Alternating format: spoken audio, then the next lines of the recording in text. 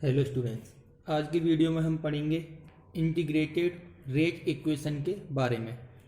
हमारे सिलेबस में only zero order और फर्स्ट ऑर्डर के इंटीग्रेटेड रेट इक्वेशन हैं, जिन पर बेस्ड काफ़ी ज़्यादा न्यूमेरिकल्स सिलेबस में प्रेजेंट हैं। तो इंटीग्रेटेड रेट इक्वेशन बनाने के लिए पहले हमें समझना होगा कि किसी भी केमिकल रिएक्शन की रेट को हम दो तरीके से एक्सप्रेस कर सकते हैं। एक तो विद रेस्पेक्ट टाइम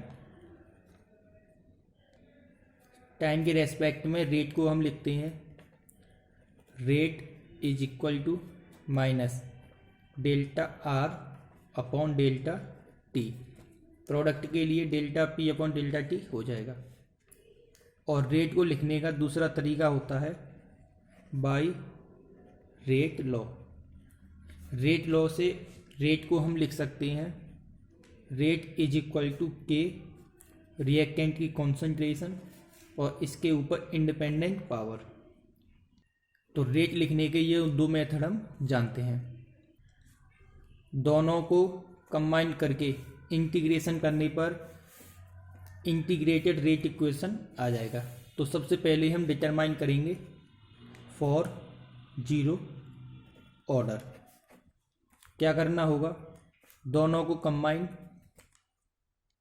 कंबाइन करेंगे तो minus delta r upon delta t is equal to k r की पावर पी। जीरो ऑर्डर की हम बात कर रहे हैं, इसीलिए p की जगह पर हम क्या रखेंगे, जीरो। डेल्टा को हम स्मॉल d से रिप्लेस कर देते हैं, क्योंकि अभी हमें क्या करना है, इंटीग्रेशन। रेट कांस्टेंट के जीरो हो जाएगा जीरो ऑर्डर के लिए। r की पावर कितनी हो जाएगी, जीरो। किसी भी टर्म की पावर जीरो का मतलब वन। क्या बचेगा हमारे पास, minus D are is equal to K zero, D T को साइड में भेजेंगे डी टी। अब हम इसका इक्वेशन फर्स्ट का क्या करेंगे, इंटीग्रेशन करेंगे। इंटीग्रेशन साइन लगाना होगा। D are is equal to constant term है, ये साइन से क्या रहेगा, बाहर। डी टी, डी आर का ओनली आर हो जाएगा, के जीरो डी टी का ओनली टी हो जाएगा, प्लस कैपिटल आई को हम बोलेंगे इंटीग्रेशन कांस्टेंट। आई को हम बोलेंगे इंटीग्रेशन कांस्टेंट। और इंटीग्रेशन कांस्टेंट की वैल्यू हमेशा इनिशियल कंडीशनों से निकाली जाती है। इनिशियल का मतलब होता है स्टार्टिंग की कंडीशन। जब रिएक्शन स्टार्ट होती है तब टाइम कितना होगा, जीरो। और रिएक्टेंट की कॉन्सेंट्रेशन होगी maximum R naught. R concentration of reactant, R naught initial concentration of reactant. इन दोनों वैल्यू को इक्वेशन सेकंड में प्लेस करेंगे, कैपिटल आई की वैल्यू आ जाएगी। माइनस आर की जगह पर आर नॉट हम रखेंगे, ये पूरा टर्म जीरो हो जाएगा, प्लस आई। कैपिटल आई की इस वैल्यू को हम इक्वेशन फर्स्ट में प्लेस हम करेंगे इस तरीके से। क्या बचेगा हमारे पास, इक्वेशन फर्स्ट में नहीं, इक्वेशन सेकंड में प्लेस हम करेंगे। हमारे पास बचेगा minus R is equal to K zero T, I की वैल्यू क्या है, माइनस आर नॉट। पूरे इक्वेशन में माइनस से मल्टीप्लाई करेंगे, R equal to minus K zero T plus R naught. हमारे पास जीरो ऑर्डर का इंटीग्रेटेड रेट इक्वेशन आ जाता है। कैपिटल आर यहाँ पर concentration of reactant at time T, K zero rate constant for zero order, R naught initial concentration of reactant. Zero order का जो इंटीग्रेटेड रेट इक्वेशन है, एक सिंपल लाइन का इक्वेशन आता है, इसीलिए कंपेरिजन करेंगे y equal to M X plus C. एक ग्राफ हम बनाएंगे, ये x एक्सिस और ये y। x हमने क्या सपोज किया है, टाइम t, y हमने r, स्लोप क्या हो गया m माइनस के जीरो। इस इक्वेशन को देखने से क्लियर है कि जैसे जैसे हम t की वैल्यू बढ़ाते जाएंगे r की वैल्यू क्या होती जाएगी, कम, क्योंकि ये माइनस का टर्म है। t की वैल्यू हम बढ़ाएंगे तो r की वैल्यू क्या होती जाएगी, कम, इसीलिए ग्राफ कैसा आएगा, डाउनवर्ड। स्लोप कितना होगा इस ग्राफ का, माइनस के जीरो। तो ये हो गया जीरो ऑर्डर के लिए ग्राफ एंड जीरो ऑर्डर के लिए integrated rate equation. Maximum numericals zero order के इस फॉर्मूले से हम सॉल्व कर सकते हैं। अब हम बात करेंगे फर्स्ट ऑर्डर के लिए।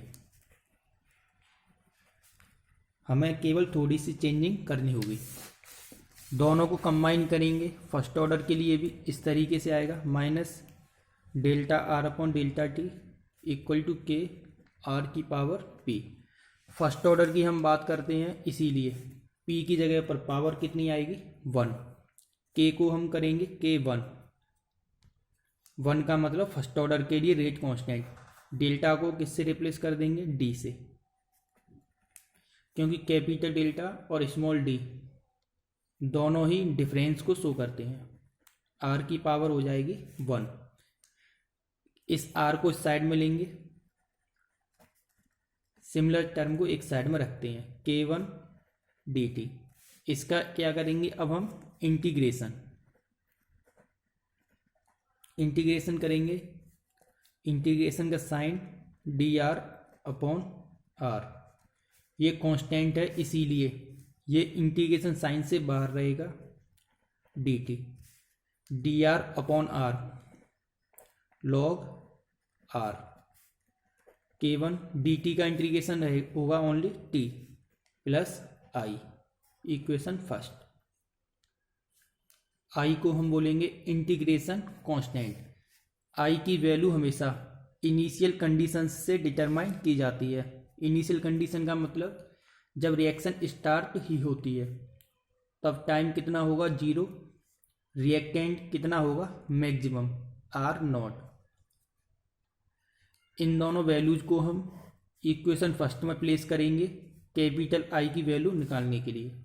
हमारे पास आ जाएगा माइनस लॉग r की जगह पर r0, ये पूरा टर्म 0 हो जाएगा, प्लस I।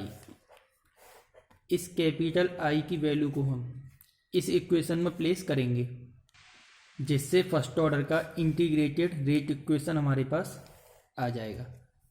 प्लेस करने पर minus log r equal to k1t minus I की वैल्यू क्या है, लॉग r0। पूरे इक्वेशन में माइनस का मल्टीप्लाई करेंगे तो log r equal to minus k1t plus log r0। इस इक्वेशन को हम थोड़ा सिंपल और बनाते हैं। आप देखिए यहाँ पर जो लॉग है इक्वेशन में उसका बेस कितना है, e, लेकिन लॉग टेबल में जो लॉग हम इस्तेमाल करते हैं उसका बेस होता है 10। दोनों में रिलेशन होता है ये, log base e equal to 2.303 log base 10।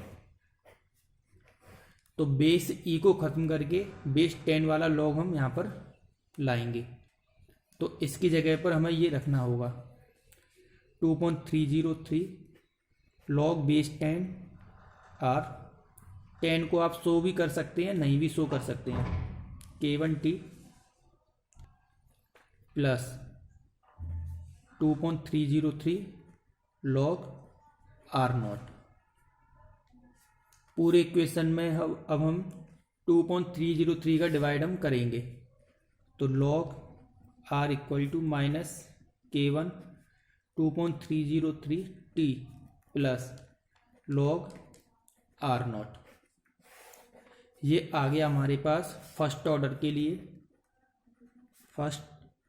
के लिए integrated rate equation. First order के मैक्सिमम न्यूमेरिकल्स इस फॉर्मूले पर बेस्ड इस चैप्टर में आपको मिलेंगे। अब हम एक सिंपल ग्राफ बनाएंगे। फर्स्ट ऑर्डर का इक्वेशन एक सिंपल लाइन को रिप्रेजेंट करता है, इसीलिए सिंपल लाइन के इक्वेशन से इसकी कंपैरिजन हम करेंगे। एक ग्राफ ड्रॉ करेंगे। ये एक्स एक्सिस और ये वाई।